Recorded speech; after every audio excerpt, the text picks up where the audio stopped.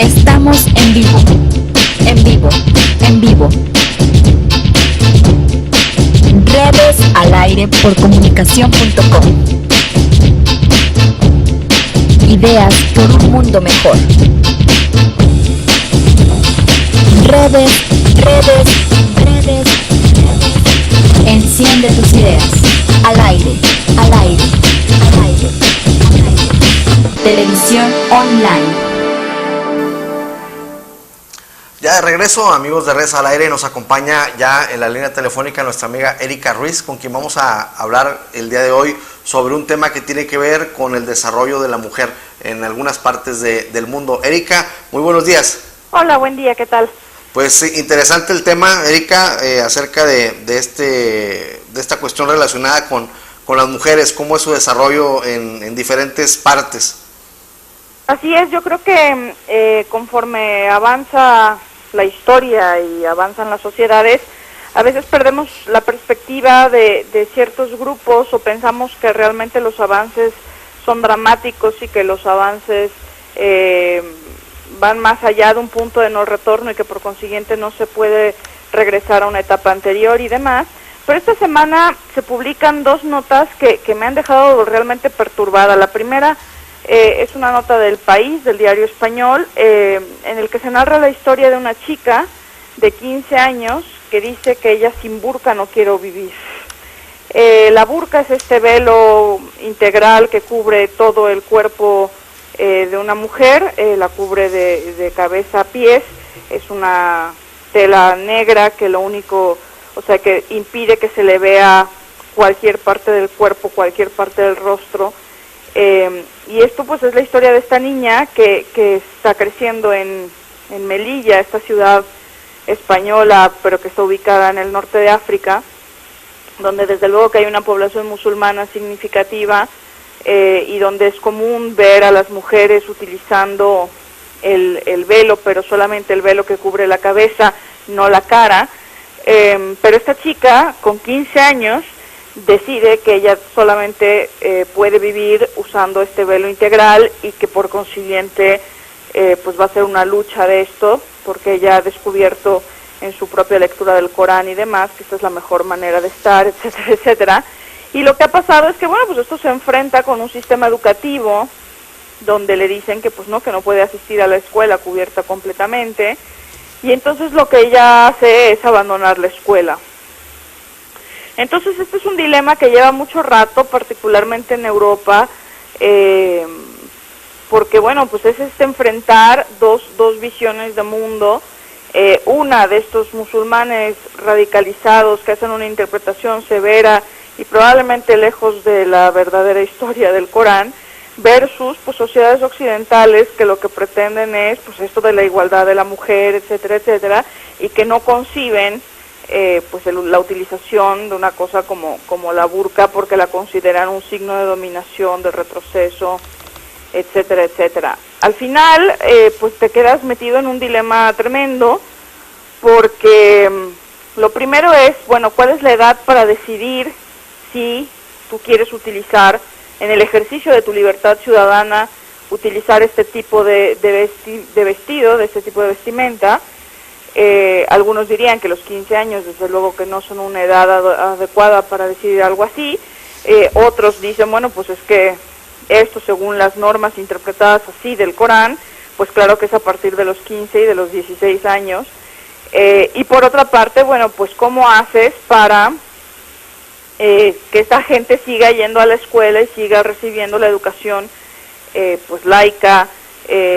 llena de ideas sobre libertad, sobre derechos, sobre democracia, sobre igualdad, si finalmente tú mismo prohíbes el ingreso con el uso de una vestimenta así? Y es que, Erika, ahí hay una mezcla en cuanto a una vestimenta que era apropiada para aquellos lugares en donde, por ejemplo, había arena, mucho calor, y entonces era de plano como algo que se usaba para protegerse del medio ambiente, y luego ya entra esta especie de cuestión religiosa en donde se hace una interpretación del Corán en donde dicen, bueno, no, pues pensamos que el Corán quiere decir que, entonces se alarga mucho la interpretación del Corán, y ahora algo que nació como para protegerse del medio ambiente, pues lo están llevando a todos lados, y pues en lugares en donde el medio ambiente no tiene nada que ver con el que vivían en donde se creó la burka, ¿no? Y que donde finalmente pues lo que termina produciendo es un rechazo natural en Occidente, que no estamos acostumbrados a andar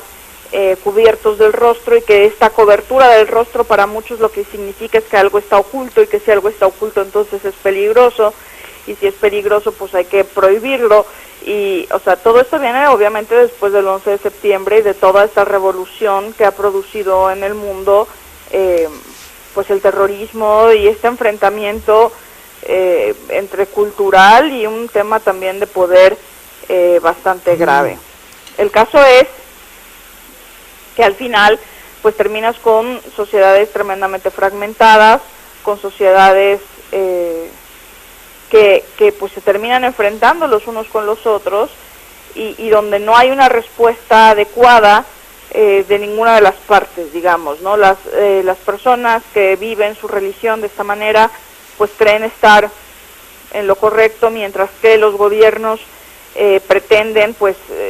meterse, o sea, los gobiernos que suponen ser más liberales y que suponen ser más democráticos y que suponen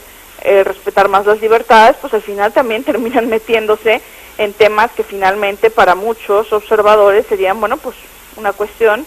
del ámbito privado, ¿no? Al final, en esta discusión de derechos humanos y de qué es lo correcto y de qué es lo que se debe hacer, etcétera, bueno, yo siempre me remitiré a que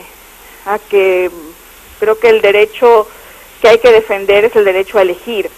y ya con eso pues tienes garantizados básicamente todos los demás. El único problema es que cuando se trata de una chica como esta de 15 años, pues el derecho a elegir es a partir de cuándo, ¿no? O sea, finalmente nuestras sociedades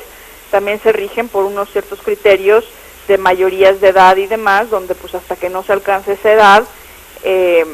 pues son los padres quienes deciden, y entonces pues otra vez te vuelves a meter en esta misma discusión de si tus padres deben enseñarte cómo hacer las cosas o no. Ahora, la otra nota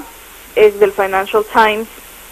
y en este caso también es absolutamente espeluznante porque hace una referencia a lo que está pasando con las mujeres tanto en la India como en China. Y es espeluznante porque, de nuevo, a veces se nos olvida,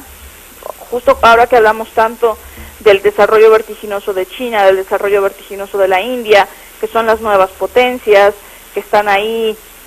apuntando maneras, y que ante la crisis de Estados Unidos, de los europeos, de Japón, etcétera, pues que estos son los nuevos liderazgos, y que estas son pues a donde hay que mirar porque son los que vienen empujando fuerte. Pues ahora, si te metes un poco en temas de estos de carácter cultural, pues te empiezas a dar cuenta que también estás hablando de un mundo radicalmente distinto y al que cuesta entender. Hay que acordarse que en el caso de China, la política de un solo hijo para un control de la población, porque finalmente es el país más poblado del mundo, etcétera, pues ha llevado a una práctica absolutamente detestable, que es la elección de parte de las familias para tener solamente hijos varones. ¿Por qué? Porque culturalmente, prácticamente en todo el mundo, son más apreciados los hijos varones que las hijas mujeres, porque se les considera que son pues más fuertes, más aptos para trabajar, no se les tiene que dar dote y una serie de temas de esa naturaleza, y por consiguiente los chinos, teniendo esta prohibición de parte del gobierno